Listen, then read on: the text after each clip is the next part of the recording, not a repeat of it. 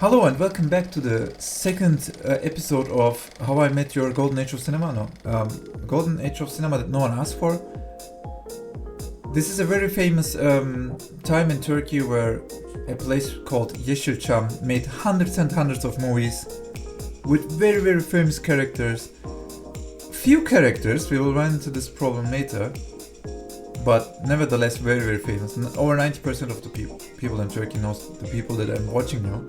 But I don't know them, because I was raised in Germany, so I'm going in blind, and I choose blindly. So the name of the movie that I have chosen today is Kadın, Asla Unutmaz, which is roughly translated into A Woman Never Forgets.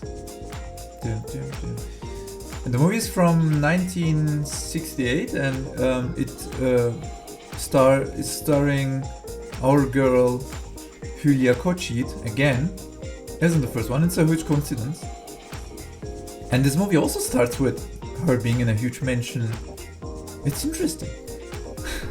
I don't know if it's the logic behind it, but she's like alone in a dark mansion, and she's kind of grumpy to her mate too when she brings in a telegraph. And on the telegraph it says something the listeners don't know. She looks up and she has a flashback, like with a hard cut. She's not rich, she's poor, and she's about to go on a graduation trip to Istanbul from Zonguldak, where I actually lived briefly. So that's I definitively know that Zonguldak. It's a harbor with ships and stuff. And there we get the second protagonist, who is called Brother Ayhan. Brother Ayhan is very important to point out, because it's the same. If a boy loves a girl and they're like within a relationship, friendship, and the girl says, "Oh, brother Wu-wei," or in this case, then you would know she says totally no.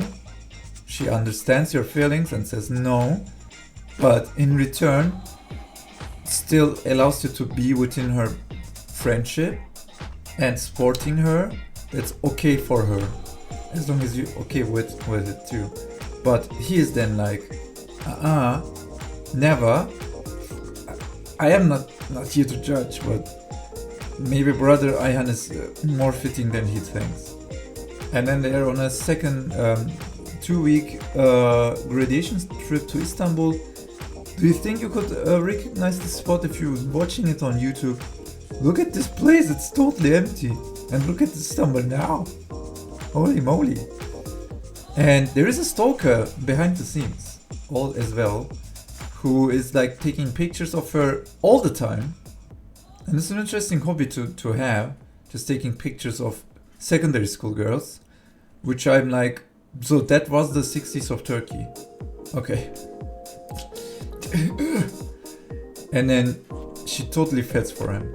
He's a pilot in the Turkish Air Force, and therefore dies on a crash.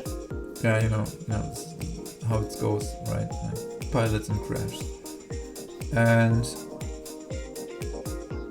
so the interesting part is Brother Ayhan wants to pay her back by marrying her best friend. Twist? Yeah, but Nevin doesn't love her. So what's the point of taking revenge on her?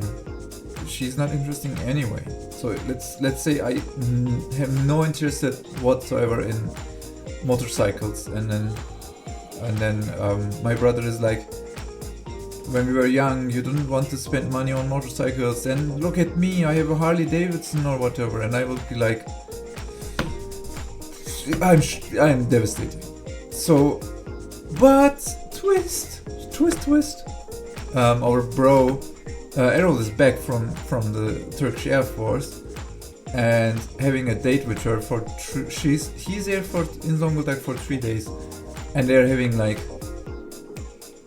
a date, and she's getting wet, really, really wet. And I could swear we had like something like this in the first movie, but again, I don't know. She's getting wet, and then he's gone for the Turkish Air Force, and she's pregnant. Oh, by the way, when I say wet, I clearly mean the rain in Zonguldak. So she's getting because of the rain. Okay, the dirty-minded listener out there. So that's a problem because back in the day. By the way, that doesn't make any sense because she had like a good graduation, and he also has a good career. So back in the day, yes, you wouldn't make it like that. You would go to the mother and ask for her, and then marry her.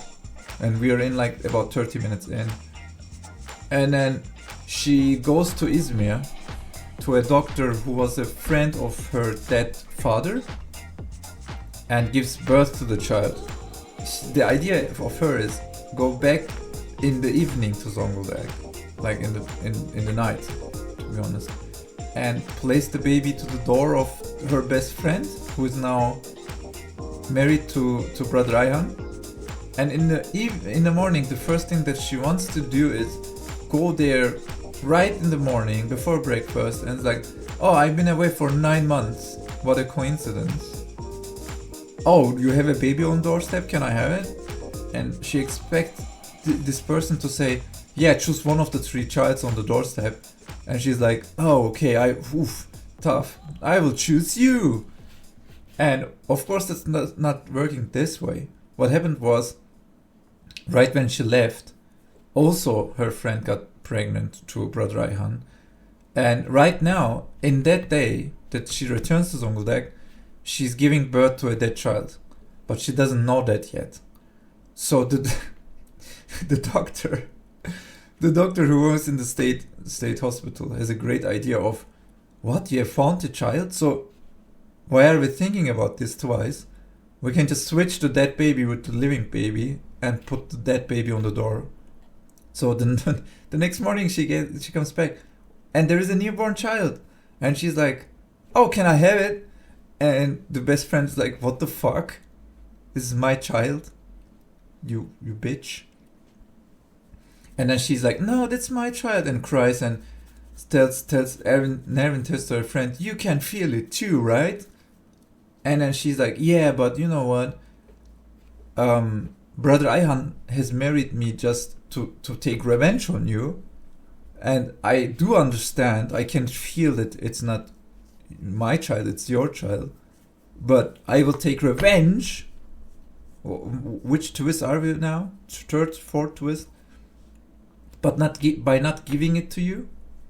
And then she says, okay, then I will work in the company of your husband, brother Ayhan, and from time to time see the baby?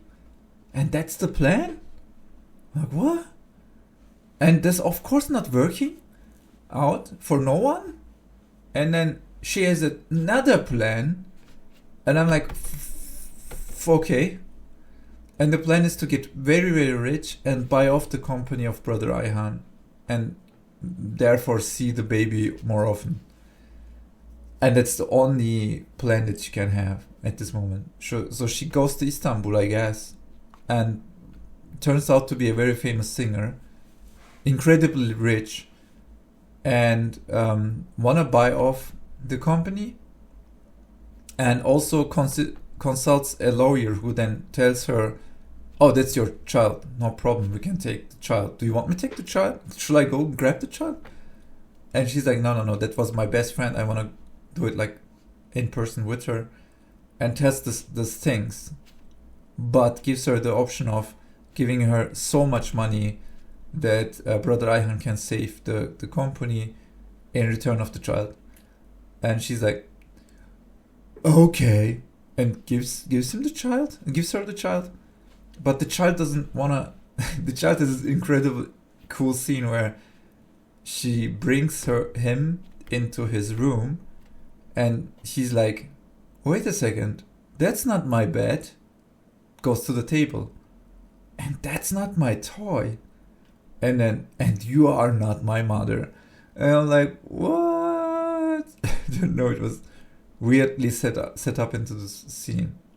So she has still the child return policy of 14 days.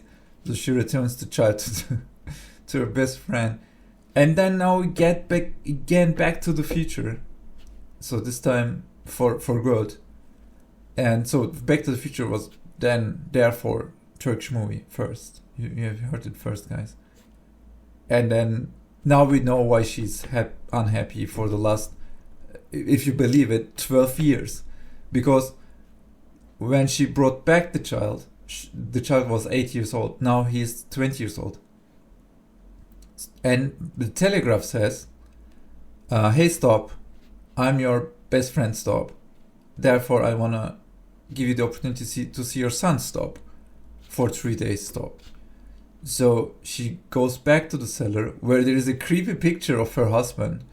And I'm like, oh wow, that's a cool setup for like a weird horror-y, thriller-y movie right now. Maybe she will bind them to the cellar. Is like, now you're my husband or whatever. But then twist.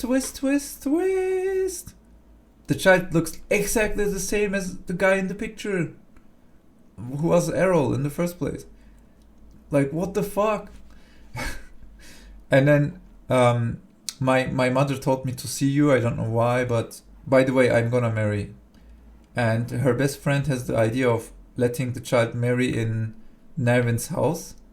So you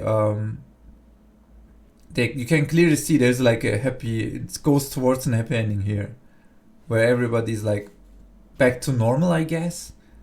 And she cries a lot. Like the last minutes, I looked on my watch how long it takes. So by the way, the movie takes about 1.5 hours. And then look back into the scene. The scene changed, but she was still crying. So this guy marries the girl that he loves, and she still cries and go to the cellar.